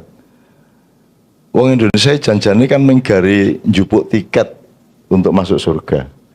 sudah memenuhi syarat dia untuk masuk surga. Ning urung duwe tiket resmi ngono ya. Urung duwe tiket resmi niku tulisannya la ilaha illallah asyhadu an la ilaha illallah Muhammadur Rasulullah gitu. Itu pun juga kadang-kadang tiket itu tidak diperlukan kalau Allah mau. Gitu ya. Bisa aja. Maksud saya, Anda ini misalnya kalau Anda orang Jawa, orang Sunda, orang Madura, orang manapun, sebenarnya sudah secara semut tadi, secara emergency, Anda sudah menemukan kok. Bagaimana baik sama orang, baik sama Allah, bagaimana baik sama binatang, baik sama alam, itu sudah menemukan semuanya. Tapi kemudian dipermatang dan diberi keyakinan yang lebih teguh oleh Allah melalui firman-Nya di dalam Islam itu. Jadi kalau kita lihat ini, saya tidak optimis bahwa bangsa Indonesia sedang dihukum atau sedang disesatkan, gitu loh. Loh, wong apike kaya ngono kok. Nganti saiki aku nek ndelok rakyat apike kaya ngono. Salah iki mergo diracuni. Gitu loh. Ada yang jahat di antara mereka itu karena atmosfernya tadi, karena ada pencipta atmosfernya, ada pencipta cuacanya. Itu pun tetap baik loh mereka. Aku rasa bayangke wong Indonesia, ya kucoba sing banget ya. Saya tidak bisa bayangin mereka tidak masuk surga gitu loh. Ini dalam rangka khusnudzon, bukan saya memastikan. Gitu. Jadi kalau menurut saya, untuk mayoritas bangsa Indonesia ini tetap ujian, belum hukuman. Tapi untuk kelas menengah dan elit itu hukuman, penyesatan dan hukuman sekaligus. Dijlomprongke tenan. Karena yang paling kacau, yang paling busuk mentalnya, akalnya, nilainya adalah kelas menengah dan elit. Dan mereka merasa mendapat berkah dengan menjadi staf menteri, dengan merasa mendapat berkah. Padahal itu Allah betul-betul sedang menghukum dan membusukkan. Ya, membusukkan akhiratnya. Dia pikir sukses menjadi menteri itu, dia pikir sukses kan itu kan kekufuran intelektual yang luar biasa. Dia pikir kalau menjadi pejabat itu sukses, gitu ya. Gitu. Dia pikir nek wis dadi opo-opo ki ampuh gitu loh. Gitu. Itu kasihan betul aku. Dan tiap hari saya gendong wong-wong kaya ngono kuwi. Glendot nang aku kaya ngono kuwi. Oke. Nah, menurut saya Allah itu sedang memverifikasi dan sedang nyortir. Iki engko sing sebelah kene rada cendik-cendik iki tak iseni wong-wong sing tidak punya cukup ketahanan untuk menahan racun dan atmosfer yang buruk itu. Ning ana meneh sing didhuwurke iki lumayan kok iki. Lingkungannya dian ning dhek ya ora pati-pati edan banget gitu ya. Ya ning ya tetep ora edan banget ya ora iso ning ya lumayan nek dhek iki. Minimum isi salat, isi apik karo tanggane. Jadi meskipun dia secara struktural dia sudah ikut dolim juga, tapi masih lumayan gitu. Terus nanti ada tingkat lagi dan saya itu berharap Anda itu munggah telundakan iki dhuwur ngono lho. Jadi kowe iki termasuk sing tahan uji. Kita itu di segala hal, Bang. Setiap pertanyaan itu selalu menunjukkan betapa kita itu orang yang ingin mandek. Inginnya itu iki wis bener, wis titik, ngono loh. Dan itu Anda melanggar sifat kehidupan ini. Anda ini kan mengalir, Mas. Tidak pernah tidak berhenti. Bahkan Anda tidak pernah berhenti di satu titik waktu. Anda berjalan terus. Beberapa makian kan saya bilang, kowe uripmu wingi posisi apa saiki? Masa silam, masa depan atau masa kini? Nah, yang gue mau pikir masa kini. Masa kini kapan? Tahun ini apa bulan ini? Bulan ini. Bulan ini tanggal piro? Oke, tanggal 17. Tanggal 17 jam piro? Ya. Sekarang misalnya jam 3. Jam 3 menit ke berapa? Menit ke 33. Menit ke 33 detik ke berapa? Terus nanti detik kita perkecil lagi menjadi sekon, menjadi apa? Sebenarnya di titik yang mana Anda hidup? Anda tidak pernah tidak melangkah kok. Satu suku kata Anda sebut langsung jadi masa silam, Anda berikut ke suku kata berikut. Kowe ora tau leren. Jadi Anda itu jangan punya kecenderungan untuk mandek, untuk jumut. Kita terus menerus harus dinamis. Memang hidup itu mengalir, makanya di Ma'iyyah kan ada puisi rada lebay. Hidup adalah aliran yang bergetar dan getaran yang mengalir ngono kan. Opo iku? Filosofis ya Cak ngono kuwi ya. Nek wong Jakarta wah filosofis gitu. Wong Jakarta jak mikir sithik ngono filosofis. Edan ya. Kok filosofis gitu loh. Gitu ya. Nah, Anda kan tidak pernah hidup di suatu tempat dan di suatu tempat di waktu kan tidak pernah. Saya ngomong sabrang, ketika berang sanya udah masa silam. Berang saya ucapkan langsung masa silam dia. Nah, tingkat perkecilannya seberapa untuk Anda bisa mandek di suatu titik kan tidak bisa. Bahkan 1/1000 titik pun Anda tidak bisa. Jadi Anda tidak pernah berhenti. Sementara kecenderungan manusia adalah berpikir final, berpikir mandek, gitu ya. Jadi kenapa saya bilang berpikir mandek? Gue karepmu kepingin ngerti persisnya piye to jane Gusti Allah iki lagi nguji, apa lagi ngukum, apa lagi apa ngelulu. Nah, itu semua dinamis. Untuk Anda mungkin itu wah aku lagi dihukum iso wae. Tapi sik iki ya hukuman ya ujian ya iso wae. Oh, iki ora mung ujian ya aku dilekke iso wae. Jadi ada persentase-persentase yang harus Anda temukan pada diri Anda yang mungkin berbeda sama orang lain. Untuk orang tertentu peristiwa yang sama merupakan hukuman. Untuk yang lain mungkin merupakan peringatan, untuk yang lain lagi merupakan ujian. Tidak sama, jadi Anda tidak boleh berhenti berpikir. Nah, dinamika untuk tidak mandek tadi itu adalah kowe ojo goleki sing bener ki piye. Aku sing marake. Ayo menungso golek sing bener. Bener pun bener per detik. Benermu saiki berikutnya dia bisa tidak bener. Ya, jadi misalnya tadi pertanyaan piye Hel tadi yang pemimpin dolim tadi itu. Atau apa tadi sebelumnya?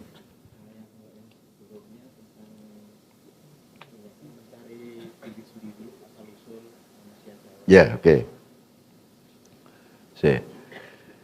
Jadi Mas, semua pertanyaan Anda itu sebenarnya yang jawab Tuhan, bukan Anda dan bukan saya.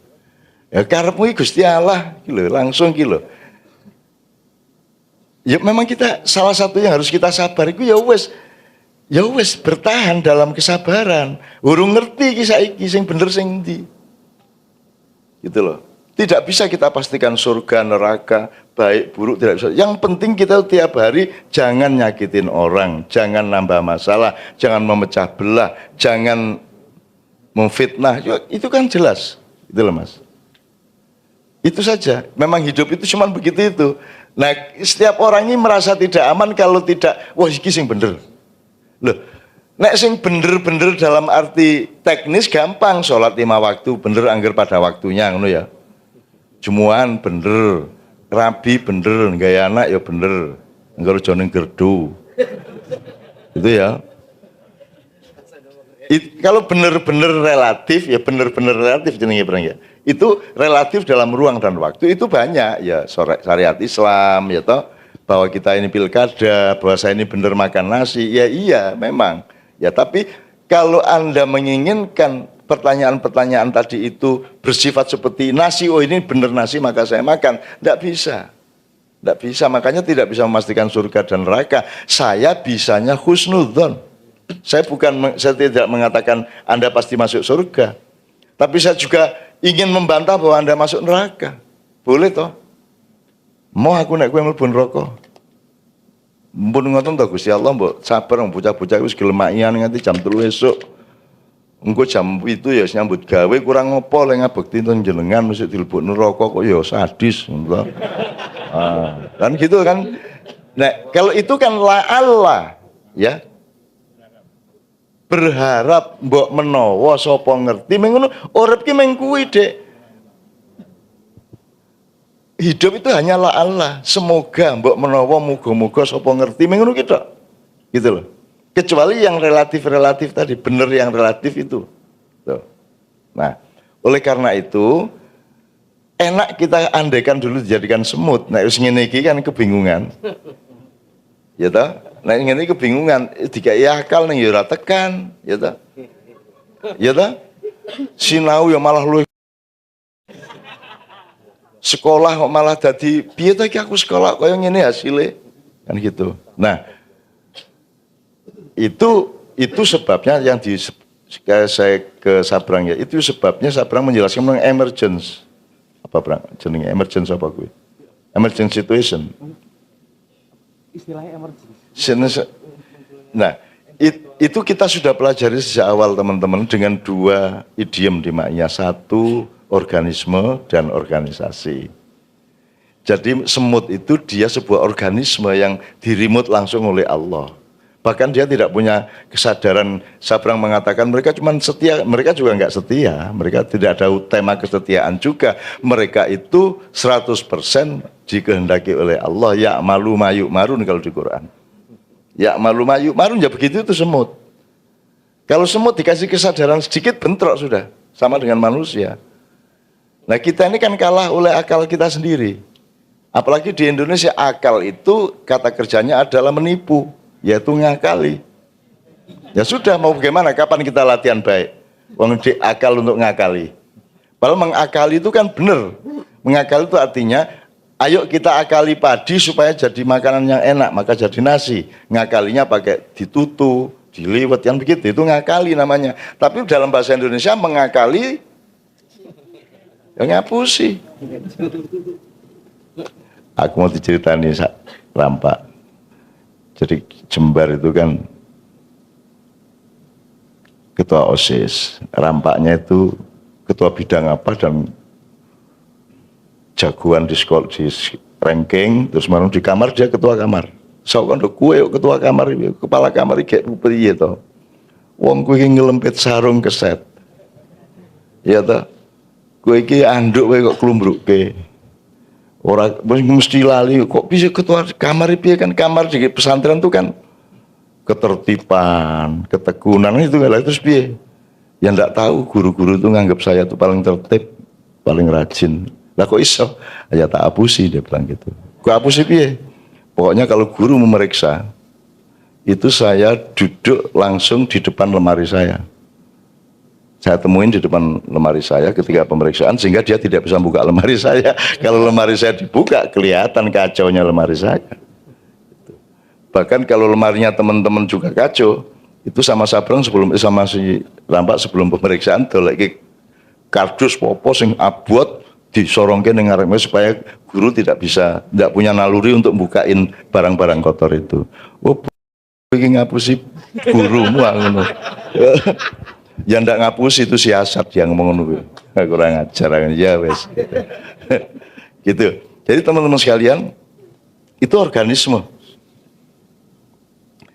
Manusia ditawari akal, maka dia bikin organisasi dan tujuannya organisasi adalah untuk niru organisme. Tidak mungkin tidak niru organisme.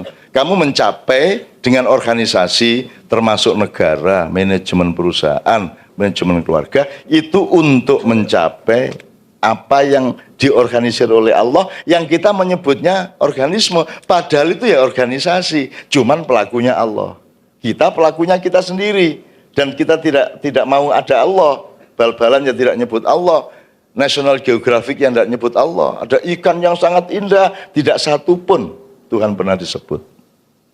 Gitu. Tuhan tuh pokoknya disisihkan begitu rupa. Jadi saya tuh berempati betul sama Allah. Ya Allah, Engkau selalu dikucilkan ya Allah. Kok mirip sama nasibku ya Allah. Ngono Mas ya. Nah, makanya kita tadi saya bilang semut punya organisasi, bahkan saya sering cerita semut itu nanti ada pencari makanan, mencari gula misalnya 4 semut. Dan selama dia mencari itu dia selalu meninggalkan jejak. Nanti sehingga ketika dia pulang ya itu jejak itu diikutin dan nanti kalau ada utusan dari ratu untuk mengambil gula itu misalnya, maka sudah ada jejak yang diikutin. 4 semut menemukan gula, dia tidak ganggu, dia cuma lapor saja bahwa ada gula, dia balik ke sarangnya, lapor sama ratunya, ratunya menyusun pasukan, kamu ambil tuh gula, nanti gulanya ini diambil, misalnya diangkat oleh 10 semut.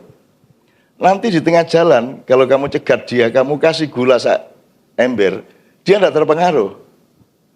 Jadi semut itu tidak punya keragusan. Bahkan semua binatang tidak punya keragusan. Gitu loh. Manusia diberi akal tapi juga diberi kerakusan kan gitu.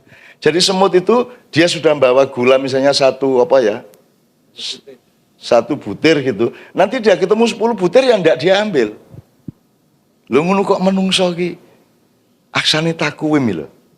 Ngono manusia itu makhluk tertinggi itu gimana? Wong karo semut ya kalah. Gitu loh. Ya. Makanya yang kedua idenya adalah sinau bareng, Bang. Kenapa sinau bareng? Lihat sinau dewi-dewi ya apik tapi tidak akan muncul emergence, tidak akan muncul kecerdasan sosial, kecerdasan kerumunan, kecerdasan orang banyak, tidak muncul jamaiyah, ya toh? Sekarang Anda lihat, nyun sewu ya. Coba kalau pakai organisasi negara, organisasi ormas, organisasi yang sudahlah semodern-modernnya manusia, bisa enggak bikin acara jam 8 malam sampai jam 3 pagi orangnya diem, mendengarkan benar, tertib, tidak ada yang ngaco, tidak ada yang kemeriuk dewe, bisa enggak? Enggak bisa.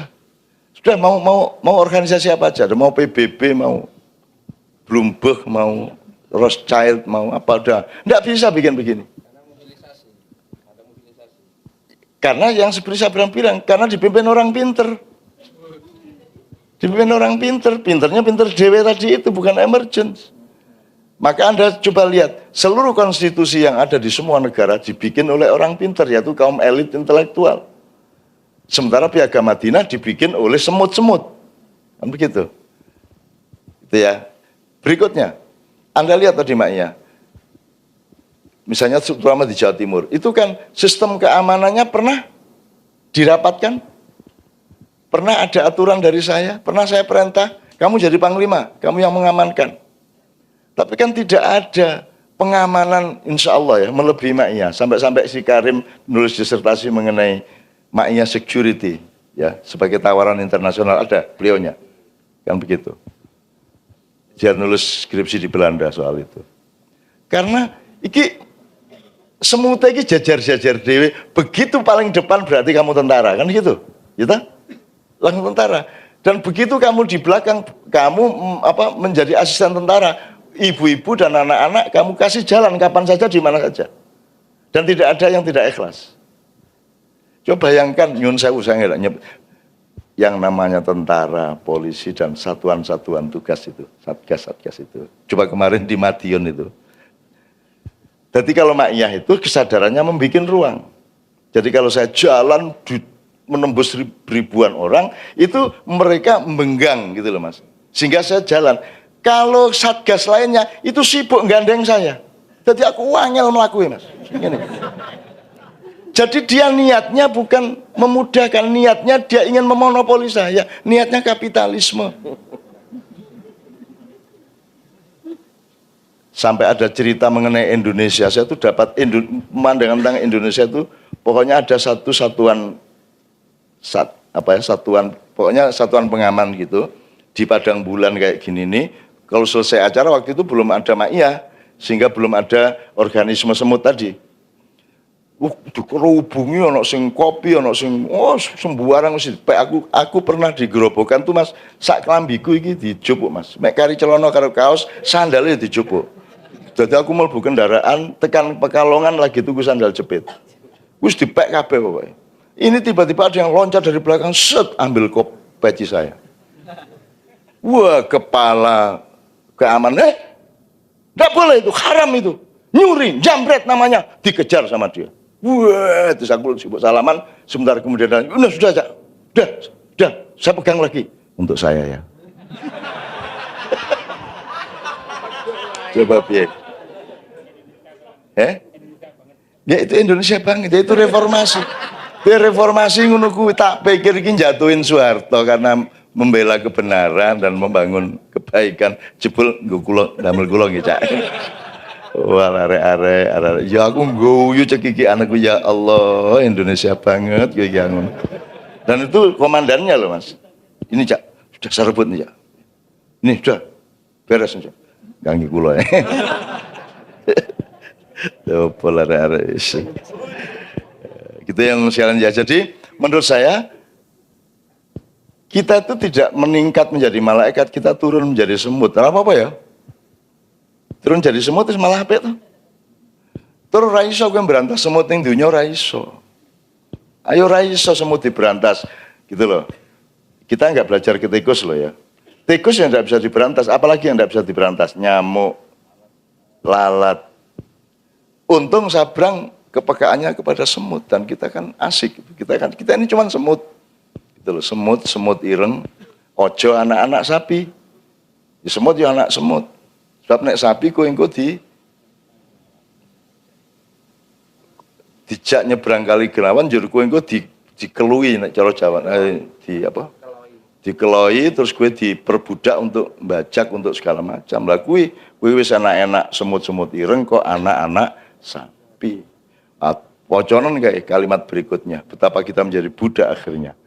Karena dia pikir kita ini berpikir sapi lebih besar daripada semut. Yang itu salahnya kan, materialisme kan. Kan gitu, dia tidak mengenal karakter, nilai dan seterusnya. Dia pikir sapi lebih hebat daripada semut. Ya sapi tidak kalah hebat juga, tapi dia punya kehebatannya sendiri sebagai sapi dan semut sebagai semut. Tapi jangan bandingkan kecilnya berdasarkan badannya.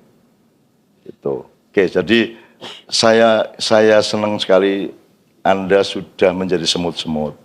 Sudah dirimut Allah. Kan kalau Anda ke sini ini kan nek ora mergo hidayah Allah ya apa kowe ora apa di sini tidak ada gula kok. Ya toh, tidak ada gula. Semut-semut datang berarti dia menghirup gula sejati dari Allah Subhanahu wa taala. Kan begitu. Nek meng gula-gula biasa kan sing teko mesti semut cilik-cilik lagi gede-gedene semene. Kira-kira begitu ya teman-teman sekalian. Bismillahirrahmanirrahim. Mudah-mudahan malam hari ini kita ora apal ora popo, ora ngerti kabeh ora popo, ora kabeh kecatet ora popo, tapi percayalah bahwa memorimu mencatat. Sesuk mungkin kue kelingan sing saiki kue malah ora kelingan. Jangan khawatir, amin ya rabbal alamin. Sampai ketemu pada acara berikutnya, saya tidak tahu jadwalnya, hanya tahu yang di Gresik, Sidoarjo dan Surabaya.